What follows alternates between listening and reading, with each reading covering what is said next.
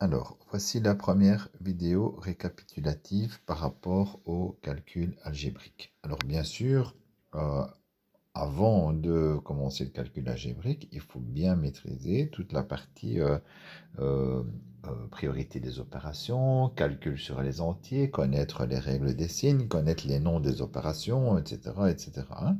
Donc, je ne reviens pas sur ce qui a été fait au premier chapitre.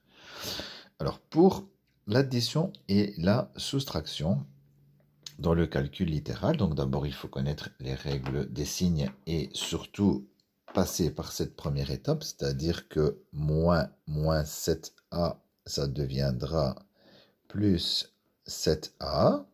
Et j'insiste sur le fait de recopier et pas seulement essayer de le faire mentalement, surtout si on a des difficultés, mais je dirais que même pour les autres, c'est pas plus mal d'avoir les choses écrites correctement avant de faire les opérations.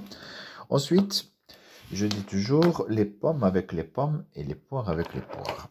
Donc, les A plus 7 moins A moins A. Et chacun a son signe qui lui appartient, qui est juste devant. Donc, on a plus 7 moins 1 et moins 1, donc moins 2, plus 7 moins 2, ça fera 5A. Et des pommes plus des pommes, ça fait toujours des pommes. Donc on ne peut pas avoir des A carrés ou autre chose. Si on a des A dans la réponse, on a des A. Si on additionne des A carrés, on aura des A carrés dans la réponse. Rien ne change au niveau de l'addition. Alors, 15 moins 18 plus 4 pour ce qui est des nombres. Donc, on a ici plus 15, ici moins 18 et ici plus 4. On met les positifs ensemble, ça on l'avait vu dans les opérations, dans le chapitre des opérations, on met les positifs ensemble, 15 et 4 ça fait 19, moins 18, donc il reste plus 1 dans la réponse pour les unités. Voilà pour celui-ci. Pour le suivant, donc pour l'addition, c'est pas très compliqué. Si on a retenu les deux phrases, les pommes avec les pommes et des pommes plus des pommes, ça fait toujours des pommes.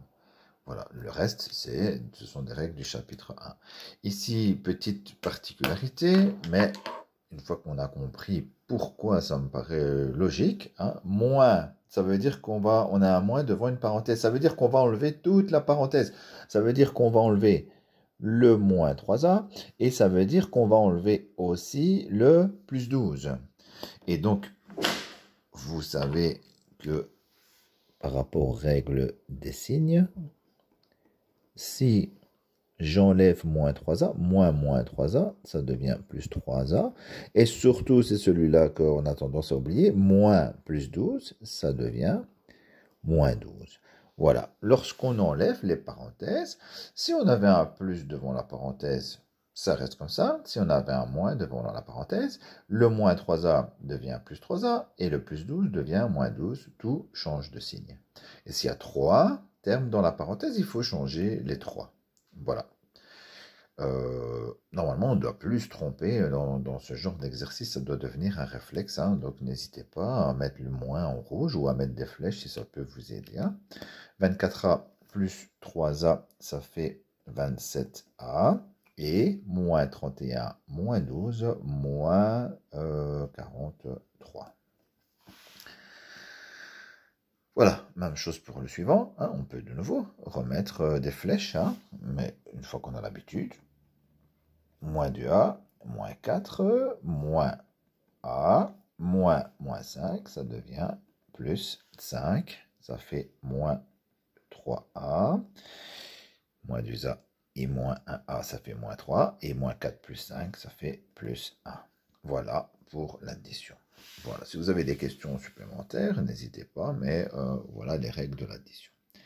Alors, attention, je vais le faire dans la même vidéo parce que je vais insister sur la comparaison. Vous avez vu, dans l'addition, chacun a son signe.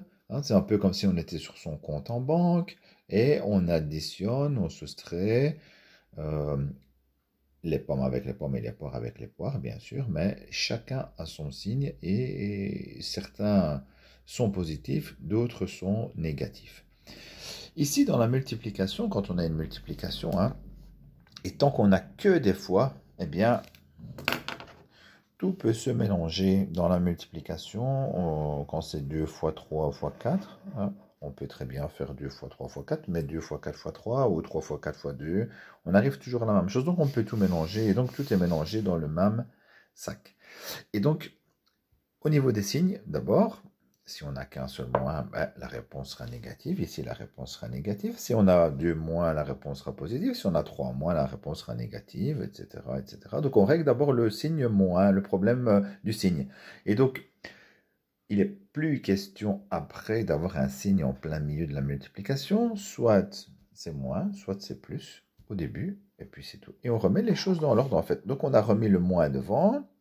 On a mis le 2 fois 3 devant, et puis le A fois le A carré, voilà, comme ça tous les A sont ensemble, les uns à côté des autres, et puis le B fois le B. Voilà, c'est tout mélanger et remettre les choses dans l'ordre. Et donc la réponse, c'est 2 fois 3, 6, A et fois A carré, donc c'est A exposant 3, et B fois B, c'est B carré. Voilà, c'est une façon d'écrire les choses beaucoup plus courtes et ordonnées que celle-là. On n'a pas fait vraiment d'opération à part le 2 fois 3, mais on a juste remis les choses dans l'ordre. Voilà, il y a pas mal d'exemples et d'exercices. Si vous avez une question sur un qui est un peu particulier. Je précise aussi que lorsqu'on a des parenthèses, ici, ce sont des parenthèses autour d'un facteur négatif, parce que fois moins, on n'a jamais deux signes qui se suivent, on les met entre parenthèses, mais comme dans ce calcul, ce sont toutes des multiplications, c'est 2 fois A fois moins 3 fois B fois A carré. Il n'y a que des multiplications, donc les parenthèses disparaissent une fois qu'on remet les choses dans l'ordre. Voilà pour la multiplication, et tant qu'on y est, puisqu'on vient d'ailleurs de déjà faire un petit exercice de puissance, mais c'est logique, a carré fois a cube, on sait que a carré c'est a fois a, on sait que a cube c'est a fois a, et donc on voit bien la réponse tout de suite qui apparaît, a exposant 5. Quand on multiplie deux puissances de même base, on additionne les exposants. C'est une multiplication, mais on additionne les exposants. L'explication, vous l'avez là sous les yeux, c'est logique. Maintenant, il faut juste le retenir. Et donc, voilà ici une nouvelle multiplication. On a a carré fois b fois a5 fois b. On remet les choses dans l'ordre. Les a vont se retrouver devant. Et il y en a 2, et puis il y en a 5. Donc, ça fera a7 fois b carré. Voilà. Voilà la façon d'écrire la réponse. C'est pas, encore une fois, on n'a pas fait vraiment de calcul, on a juste remis les choses dans l'ordre. Donc là, multiplication de deux puissances. Ici, puissance d'une puissance. Exposant sur un exposant. Attention, exposant sur une puissance. C'est pas vraiment exposant sur un exposant, c'est exposant sur la puissance. Et donc, c'est a carré qui doit être exposant 3. Donc, si on doit détailler, on ne va plus détailler après, mais c'est a carré fois a carré fois a carré, puisque c'est exposant 3. Et donc, ça donne a6. Vous voyez que on doit faire 2 fois 3. On doit multiplier les exposants. Voilà, un petit ici mélange des deux. Donc, multiplication de puissance et puissance d'une puissance. Ici, on a une opération où on a des puissances de puissance et on a une multiplication. La priorité des opérations, elle dit d'abord on s'occupe des exposants. Donc ici, on aura A exposant 6. On multiplie les exposants. Et ici, deuxième puissance, A exposant 12. Et maintenant, on doit faire une multiplication de deux puissances. Et là, avec les deux exposants, on doit les additionner. Voilà, ce que je viens de faire ici, c'est un résumé rapide, bien sûr. Je ne peux pas recommencer le cours. Une fois que vous avez les infos et que vous avez les règles, n'hésitez pas à vous repasser la vidéo plusieurs fois éventuellement pour bien fixer les choses. Après, il faut essayer de faire les exercices. Et si vous avez des questions, soit vous m'envoyez, si c'est pendant les vacances, ou alors vous me posez les questions au cours de mercredi pour préparer les tests de vendredi.